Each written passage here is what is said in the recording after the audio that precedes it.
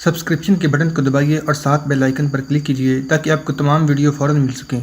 इस वीडियो पसंद आने की सूरत में इसे लाइक, कमेंट और शेयर करना मत भूलें।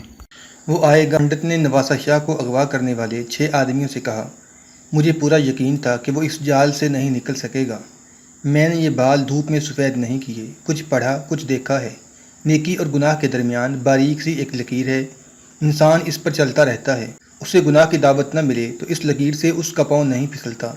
अगर फिसलेगा तो नेकी की तरफ गिरेगा, और अगर हसीन इश्तिआल मिल जाए तो उसे गुनाहों की तरफ गिरा लेना बहुत आसान होता है। मुसलमानों को हम इसी हारबे से गिरा सकते हैं। ज़रूरी नहीं कि उन्हें जीती जागती औरत दे दी जाए। औरत के सिर्फ हसीन तसव्वुर से उन्हें गुमराह किया जा सकता है, और हम ऐसा ही करेंगे। मैं उन वालिदैन की पूजा करता हूँ जिन्होंने अपनी बेटियाँ आज मंदिर में भेज दी थीं, अपने धर्म और अपने मुल्क के लिए और मुसलमानों को तबाह व बर्बाद करने के लिए। ये बहुत बड़ी कुर्बानी है। जो काम एक खूबसूरत और जवान लड़की कर सकती है वो पूरा लश्कर नहीं कर सकता। सुखपाल जवान है। मुझे यकीन था कि वो इस जादू से बच नहीं सकेगा जो मैंने उसके लिए पैदा किया था। आप में से किसी को भी मालूम नहीं कि मैंने कमरे में जो खुशबू छोड़ी थी उसमें ऐसा असर है जो इंसान के नफ्स को बेदार कर देता है। लड़कियों ने अपना असर पैदा किया और इस असर को मेरी बातों ने मुकम्मल किया। मैंने उसे कहा कि तुम्हारे तमाम हाकिम चोरी छुपे ऐश कर रहे हैं और उनकी रातें हिंदू लड़कियों के साथ गुजरती हैं। ये बिल्कुल गलत है। अमारत में मेरे जासूस मौजूद हैं जो वहाँ मामूली नौकरियाँ करते हैं। उन्होंने बताया है कि सुल्तान महमूद ने अय्याशी के मरतकब हाकिम के लिए सारी उम्र की सज़ाए कैद मुकर्रर कर रखी है, और उसने ऐसा इंतज़ाम कर रखा है कि जहाँ कोई गुनाह हो रहा हो उसे इत्तला मिल जाती है। हकीकत ये है कि उस वक़्त मुसलमान हाकिमों पर मजहबी जज्बात का गलबा है। उन्होंने बहुत बड़ी फतह हासिल की है। उन्होंने मुल्तान में करामतियों को ख़त्म करके हिंदुस्तान में इस्लाम को पाक कर दिया है। उन्होंने राजा बजीराय जैसे कट्टर हिंदू और जाबर जंगजू को ऐसे शिकस्त दी है कि उसने अपनी तलवार अपने पेट में घोंप ली। उसे मुसलमान खुदाई मौजूदा कहते हैं, और ये है भी सही कि जिसे हम धर्म और मुसलमान ईमान कहते हैं, अगर मजबूत हो तो मजर रोनमा होते हैं। मुसलमानों का ईमान मजबूत है। उनके हाकम जो यहाँ हैं वो कोई ऐशो इशरत नहीं करते, लेकिन मैंने सुखपाल को उनकी जो तस्वीर दिखाई है उससे ये जवान राजकुमार पूरी तरह मेरे जाल में आ गया है। आप मुसलमान हाकिमों को भी ऐसे ही जाल में ला सकते हैं, एक हिंदू ने कहा। मैं ये जाल फैलाऊंगा, पंडित ने कहा। हमारी बेटियों को परमात्मा ने हुस्न भी दिया है, और ये जज्बा भी कि मुसलमानों को इस हुस्न से गुमराह किया जा सकता है। मेरी बूढ़ी आंखें आने वाले वक्त को देख रही हैं। मुसलमान इस मुल्क पर गालिब आ जाएंगे। महमूद अगर सारे हिंदुस्तान को फतह न कर सका तो यहाँ के किसी न किसी खित्ते में इस्लामी सल्तनत कायम कर लेगा। मुसलमानों को जंग के ज़रिए शिकस्त देना और उन्हें हिंदुस्तान से निकालना आसान नहीं होगा। अगर हमारे आइंदा राजों, महाराजों और पंडितों ने अक्ल से काम लिया तो वो मुसलमानों की सल्तनत को इस हरबे से कमज़ोर कर लेंगे जो मैंने सुखपाल पर इस्तेमाल किया है। हमें मुसलमानों के जहनों और उनके ईमान पर ऐसा हमला करना होगा जिसे वो हमला न समझें, प्यार और मोहब्बत का पैगाम समझें। हमें सुखपाल की बात करनी है, लाहौर से आए हुए एक हिंदू ने कहा।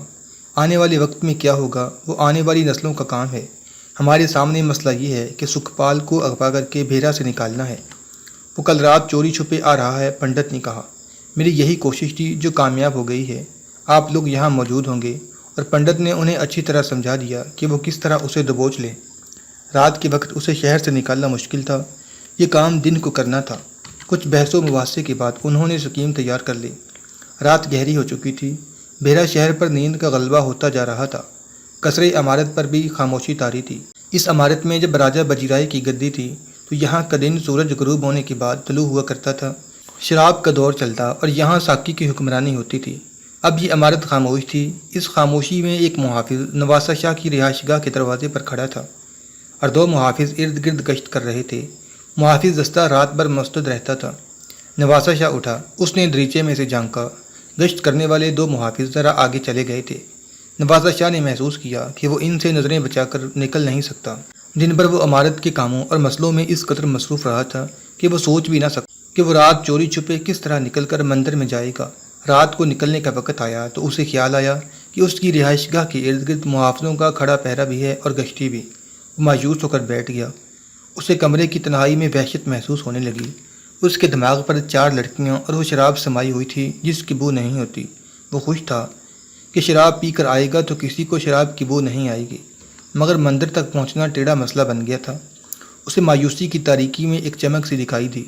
उसे मौलवी सईदुल्लाह कासमी के ये अल्फाज याद आ गए, اسلام میں خلیفہ اور اس کے ماتحت چھوٹے چھوٹے علاقوں کے عمرا کی ذمہ داریاں بڑی ہی نازک اور صبر آزما ہوتی تھیں۔ وہ راتوں کو بھیس بدل کر گلی کوچوں میں پھرتے اور دیواروں سے کان لگا کر سنتے ہیں کہ قوم میں کوئی گھرانہ یا کوئی فرد کسی مصیبت میں تو مبتلا نہیں، اور کیا پوری قوم خلافت اور امارت سے مطمئن ہے۔ نواسہ شاہ اٹھا اور اس نے بھیس بدل لیا۔ وہ باہر نکلا اور دروازے پر کھڑے محافظ سے کہا کہ محافظ دستے کے کماندار کو بلاؤ۔ کماندار دوڑا آیا۔ ہم شہر کی گشت کو جا رہے ہیں، نواسہ شاہ نے کماندار سے کہا۔ کماندار کے لیے امیر کا یہ اقدام حیران کن نہیں تھا۔ یہ تو مسلمانوں کی روایت تھی۔ یہ الگ بات تھی کہ کتنے عمرا اس روایت پر عمل کرتے تھے۔ کماندار نے گشتی محافظوں کو بتا دیا کہ امیر محترم گشت کے لیے جا رہے ہیں۔ نواسہ شاہ معمولی سا ایک چوغا پہن کر اور سر پر کپڑا لپیٹ کر چل پڑا اور قصر امارت کے صدر دروازے سے نکل گیا۔ وہ مندر کے دروازے پر جا رکا، ادھر ادھر دیکھا اور دروازے میں داخل ہو گیا۔ اسے معلوم تھا کہ کس کمرے میں جانا ہے۔ ڈیوڑی میں اس کے استقبال کے لیے کوئی بھی نہیں تھا۔ اس نے تالی بجائی۔ اچانک پیچھے سے ایک آدمی نے اسے دبوچ لیا۔ ایک اور آدمی نے اس کی ٹانگیں بازوؤں میں جکڑ لیں۔ نواسہ شاہ جوان اور تنومند آدمی تھا۔ اس نے جسم کی پوری طاقت صرف کر کے اپنے آپ کو پیچھے کو دھکا دیا اور پچھلے آدمی کے سہارے اگلے آدمی کو پاؤں سے دھکیلا۔ اس دو سے وہ آدمی جس نے اسے پیچھے سے دبوچا تھا پیچھے کو گرا، اور جس نے اس کی ٹانگیں پکڑی تھیں وہ دوسری طرف گرا۔ دو اور آدمی اس پر جھپٹے۔ نواسہ شاہ دروازے سے باہر آ گیا اور اس نے پھرتی سے تلوار نما خنجر نکال لیا۔ ڈیوڑی تاریک تھی، باہر سائے نظر آتے تھے، ستاروں کی روشنی کافی تھی۔ نواسہ شاہ نے خنجر کوار کیا اور ایک آدمی کی کرب میں ڈوبی ہوئی چیخ سنائی دی۔ پھر کسی کی آواز آئی، زندہ پکڑنا، اور قریب سے ہی آواز آئی، مشل جلاؤ۔ چکماک کا شرارہ چمکا اور تیل میں ڈوبی ہوئی مشل کا چولہا پھڑکا۔ پھر آواز سنائی دی، کاٹ دو انہیں۔ ایک آدمی زخمی ہو کر گر پڑا تھا، باقی 3 پر 4 آدمی تلواروں سے ٹوٹ پڑے۔ نواسہ شاہ حیران و پریشان ہو کر ایک طرف کھڑا تھا۔ مشل کے رقص کرتے شعلے میں اسے خون بہتا نظر آ رہا تھا۔ اس پر حملہ کرنے والوں پر کس نے حملہ کیا تھا؟ امیر محترم، ایک آدمی نے کہا، آپ ٹھیک ہیں؟ زخمی تو نہیں؟ تب اس نے پہچانا کہ یہ تو اس کے اپنے محافظ دستے کے جوان ہیں۔ اندر سے پنڈت دوڑا آیا، سخت گھبرایا ہوا تھا۔ ہڑبڑا کر پوچھنے لگا کہ یہاں کیا ہو رہا ہے؟ 4 ہندو زمین پر خون میں ڈوبے پڑے تھے، آپ انہیں پہچانتے ہیں؟ ایک محافظ نے پنڈت سے پوچھا۔ انہوں نے امیر محترم پر حملہ کیا ہے۔ اوہ! پنڈت نے حیرت زدہ ہو کر نواسہ شاہ کو دیکھا اور بولا، امیر بیرا، حضور ادھر اور اس وقت کیسے آ نکلے؟ میں گشت پر آیا تھا، نواسہ شاہ نے کہا۔ مندر کے اندر چلا گیا۔ ڈیوڑی کے دروازے میں داخل ہوا ہی تھا کہ انہوں نے مجھ پر حملہ کر دیا۔ پاپی، پنڈت نے حقارت سے کہا۔ ملیچ، اچھا ہوا مارے گئے۔ امیر مندر میں آئیں تو ہم ان کے قدموں میں پھول نچھاور کریں۔ ان اچھوتوں نے امیر پر حملہ کیا ہے۔ اس نے مشل کی روشنی میں چاروں کے چہرے دیکھ کر کہا، میں انہیں نہیں پہچان سکتا، یہ بیرا کے معلوم نہیں ہوتا۔ نواسہ شاہ نہیں چاہتا تھا کہ محافظ مندر کے اندر جائیں، کیونکہ اسے خیال تھا کہ اندر لڑکیاں اور شراب ہوگی، مگر محافظوں کے کمانڈر کو اپنے فرائض کا احساس تھا۔ وہ نواسہ شاہ کو بتائے بغیر اندر چلا گیا۔ نواسہ شاہ بھی گیا۔ کمروں میں کچھ بھی نہیں تھا۔ ایک کمرے میں 2 آدمی تھے جو باہر مارے جانے والوں کے ساتھی تھے۔ پنڈت نے بتایا کہ یہ پجاری ہیں۔ نواسہ شاہ کا خیال تھا کہ وہ اکیلا مندر میں آیا ہے۔ یہ پہلا موقع تھا کہ وہ گشت پر نکلا تھا۔ اسے معلوم نہیں تھا کہ اس کا محافظ دستہ اس سے غافل نہیں ہو سکتا تھا۔ کماندار عقل مند تھا۔ اسے احساس تھا کہ امیر نامسلم ہے اور ہندو اس پر قاتلانہ حملہ کریں گے۔ چنانچہ نواسہ شاہ رہائش گاہ سے نکلا تو کماندار 4 محافظوں کو عام کپڑوں میں ساتھ لے کر نواسہ شاہ کے پیچھے خاصا فاصلہ رکھ کر چلا گیا۔ یہ 5 دبے پاؤں چل رہے تھے تاکہ ان کے امیر کو بھی پتہ نہ چلے کہ اس کے پیچھے کوئی آ رہا ہے۔ آخر وہی ہوا جس کا کماندار کو خدشہ تھا۔ وہ بروقت مندر کے دروازے پر پہنچ گئے اور نواسہ شاہ کی جان بچ گئی۔ دوسرے دن اس واقعہ کی تحقیقات ہوئیں۔ پنڈت نے لا علمی کا اظہار کیا۔ وہ بہت پریشان نظر آتا تھا۔ بات آئی گئی ہو گئی۔ لاہور کی راج محل میں رانی پریم دیوی سخت غصے کے عالم میں اپنے کمرے میں تیز تیز ادھر ادھر چل رہی تھی۔ کمرے میں وہ 2 آدمی کھڑے تھے جو اپنے 4 ساتھیوں کو بھیرا کے مندر میں مروا کر وہاں سے آ گئے تھے۔ انہوں نے رانی کو تفصیل سے سنایا تھا کہ پنڈت نے سکھپال کو پھانسنے کا کیا انتظام کیا تھا، لیکن عین آخری لمحے ناکامی ہوئی۔ سیناپتی راج گوپال بھی وہاں موجود تھا۔ وہ کچھ بھی نہیں کہہ رہا تھا۔ اس سے ظاہر ہوا کہ میرا بیٹا بھیرا کا امیر ہوتے ہوئے بھی مسلمانوں کا قیدی ہے۔ رانی پریم دیوی نے کہا، میں اسے رہا کراؤں گی، اگر وہ وہاں رہنا چاہے گا تو بھی اسے لے آؤں گی۔ وہ اچانک گرج اٹھی، نکل جاؤ یہاں سے، دفع ہو جاؤ بزدلو۔ وہ دونوں آدمی باہر نکل گئے۔ راج گوپال وہیں کھڑا رہا۔ رانی نے اسے دیکھا اور بولی، تم میری محبت کا دعویٰ کرتے ہو، میرا ساتھ دو گے؟ تم کرنا کیا چاہتی ہو؟ راج گوپال نے کہا، اگر تم مجھے سزائے موت کی دھمکی دے کر کہو کہ میں بھیرا پر حملہ کر دوں تو بھی میں صاف انکار کر دوں گا۔ سنو گوپال، رانی نے کہا، غور سے سنو، میں کیا کرنا چاہتی ہوں۔ اس کے دماغ میں جو آئی تھی وہ اس نے راج گوپال کو سنا دی۔ 10-15 دن گزرے ہوں گے کہ نواسہ شاہ دن کے وقت فوج کا معائنہ کر کے واپس آ رہا تھا۔ اس کا راستہ ایک سیاہ کالے رنگ کے بوڑھے نے روک لیا۔ اس کے ساتھ اسی رنگ اور اسی عمر کی ایک عورت تھی۔ ان کے کپڑے پھٹے ہوئے تھے، سر اور منہ پر گرد کی تہ بچھی ہوئی تھی، دونوں کی کمریں جھکی ہوئی تھیں۔ وہ دونوں بہت لمبی مسافت طے کر کے آئی لگتے تھے۔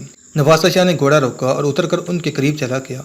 بہت دور سے فریاد لے کر آئے ہیں، بوڑھے نے تھکی ہوئی اور روندی ہوئی آواز میں کہا۔ ہماری کہانی لمبی ہے، اپنے گھر میں آنے کی اجازت دیں، تنہائی میں عرض کریں گے۔ نواسہ شاہ نے اپنے محافظوں سے کہا کہ وہ دونوں کو ساتھ لے چلو، ہم ان کی فریاد سنیں گے۔ نواسہ شاہ اپنے کمرے میں اکیلا بیٹھا تھا۔ بڑھیا کو اس کے کمرے میں داخل کیا گیا۔ نواسہ شاہ نے کہا، کہو کیا کہنا ہے۔ بڑھیا اس کے قریب چلی گئی اور اس کی آنکھوں میں آنکھیں ڈال کر بولی، کیا تو نہیں جانتا کہ ماں کو اپنے گمراہ بیٹے سے کیا کہنا ہوتا ہے؟ نواسہ شاہ چونک اٹھا۔ وہ رانی پریم دیوی تھی۔ اس نے کہا، مت نگاہیں پھر، مت حیران ہو، میری آنکھوں میں دیکھ، ممتا کی ماری ہوئی ماں کی آنکھوں میں دیکھ۔ نواسہ شاہ کی نظریں ماں کی آنکھوں میں گرفتار ہو گئیں۔ ماں نے تجھے کیوں جانا تھا؟ رانی نے کہا، اس لیے کہ اپنے دادا کے خون کا انتقام لے گا، ان بتوں اور مورتیوں کی توہین کا انتقام لے گا جن کی بے حرمتی مسلمانوں نے کی تھی۔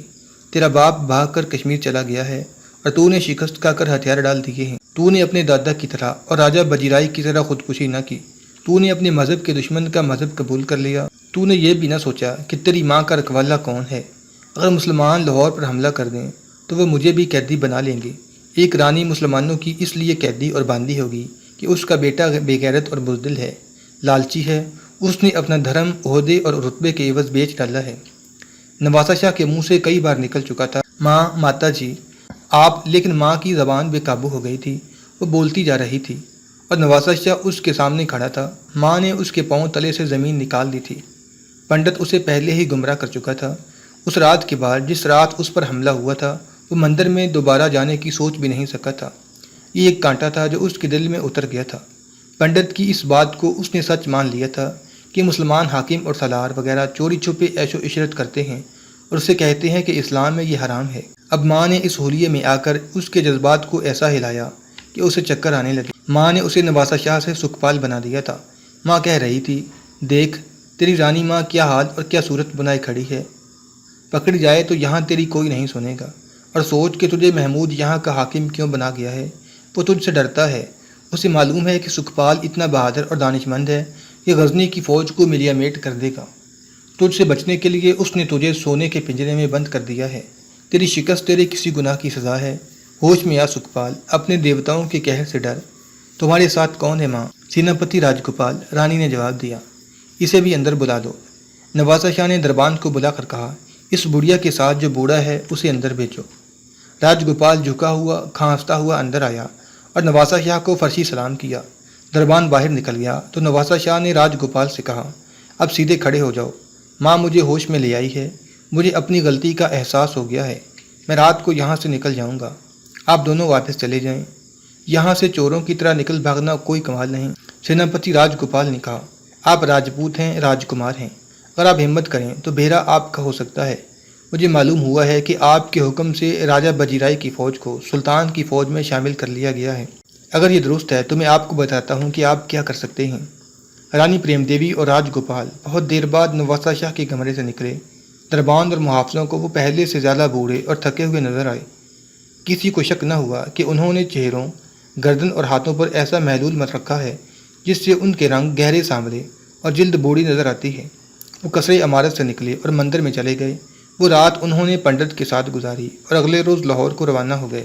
2 روز تک بیرا کی فضا میں پراسرار سا ٹھہراؤ طاری رہا۔ تیسرے روز امیر بیرا نواسہ شاہ نے فوج کے اعلیٰ حکام کو بلایا اور کہا کہ اپنی فوج میں جو 4-4.5 ہزار ہندو ہیں انہیں محاصرے میں لڑنے کا وہ تجربہ نہیں جو غزنی کی فوج کو ہے۔ کل تمام مسلمان فوج شہر سے باہر چلی جائے گی اور ہندو کماندار اور سپاہی شہر کے اندر رہیں گے۔ آپ لوگ باہر سے قلعہ توڑنے کی کوشش کریں گے اور ہم ہندوؤں کو سمجھائیں گے کہ قلعے کا دفاع کس طرح کیا جاتا ہے۔ اسی رات نواسہ شاہ نے سپہ سالار اور اس کے نائب سالاروں کو اپنے یہاں بلایا۔ انہوں نے آ کر دیکھا کہ محافظ دستہ جو مسلمان ہوا کرتا تھا اس میں اب ہندو سپاہی ہیں۔ نواسہ شاہ نے چند ایک محافظوں کو اندر بلا کر سالاروں اور اس کے دونوں نائبوں کو گرفتار کرا لیا اور حکم دیا کہ انہیں قید خانے کی الگ الگ کوٹڑیوں میں بند کر دو۔ اگلی صبح حکم کے مطابق فوج کی تمام تر مسلمان نفری باہر چلی گئی۔ نواسہ شاہ کے حکم سے شہر کے دروازے بند کر دیے گئے اور ہندو نفری نے دیواروں پر جا کر مورچے سنبھال لیے۔ مسلمان اسے مشق اور تربیت سمجھ رہے تھے۔ انہوں نے حکم کے مطابق قلعہ توڑنے کی جھوٹ موٹ کی نقل و حرکت کی۔ اوپر سے ہندو فوجیوں نے ان پر تیر برسانے شروع کر دیے۔ اس کے ساتھ ہی نواسہ شاہ نے دیوار سے بلند آواز سے بار بار اعلان کیا، غزنی والو، زندہ رہنا چاہتے ہو تو غزنی واپس چلے جاؤ۔ میں نواسہ شاہ نہیں، سکھپال ہوں۔ میں مسلمان نہیں، ہندو ہوں۔ تمہارے تینوں سالار قید میں پڑے ہیں۔ مسلمان فوج کے ہوش ٹھکانے آ گئے۔ مشہور مورخین البرونی، فرشتہ، گردیزی، انصری اور رتبی کی تحریروں کے مطابق غزنی کے مسلمان فوجیوں نے بھاگ نکلنے کی بجائے لڑ کر مرنے کو ترجیح دی۔ کسی بھی مورخ نے یہ نہیں بتایا کہ سپہ سالار اور اس کے نائبین کی غیر حاضری میں کمان کس نے سنبھالی۔ ہوا یوں کہ مسلمانوں نے ایک قاصد ملتان کو دڑا دیا۔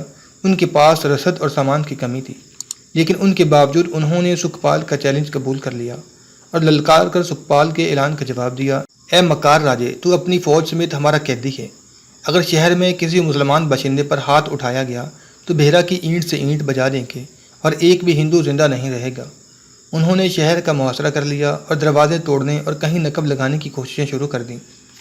غزنی کی طرف جانے والا قاصد بہت تیز تھا۔ پشاور تک اس نے 2 گھوڑے مسافروں سے چھینے۔ تھکے ہوئے گھوڑوں کو وہ چھوڑتا کیا۔ اس نے آرام، نیند اور کھانے پینے کی پرواہ نہ کی۔ ملتان والا قاصد جلدی منزل پر پہنچ گیا اور وہاں سے کمک چل پڑے۔ غزنی میں حالت یہ ہو گئی تھی کہ اہل خان نے اس خوش فہمی میں غزنی پر فوج کشی کی تھی کہ سلطان محمود ہندوستان میں ہے اور غزنی میں فوج نہ ہونے کے برابر ہے۔ وہ بڑے تحمل سے بڑھا چلا آ رہا تھا۔ اسے گمان تک نہ تھا کہ سلطان محمود کا پیغام رسانی کا نظام اور اس کی فوج کے کوچ کی رفتار اتنی تیز ہے کہ وہ جیسے اڑ کر آ گیا ہو۔ محمد قاسم فرشتہ لکھتا ہے کہ سلطان محمود جب غزنی پہنچا تو اہل خان نے یقین نہ کیا۔ محمود نے فوج کو آرام نہ کرنے دیا، سیدھا حملہ کر دیا۔ فرشتہ لکھتا ہے اہل خان نے ترک عمرا اور حکمرانوں کو مدد کے لیے بلا لیا۔ یہ محمود غزنوی کے خلاف متحدہ محاذ تھا۔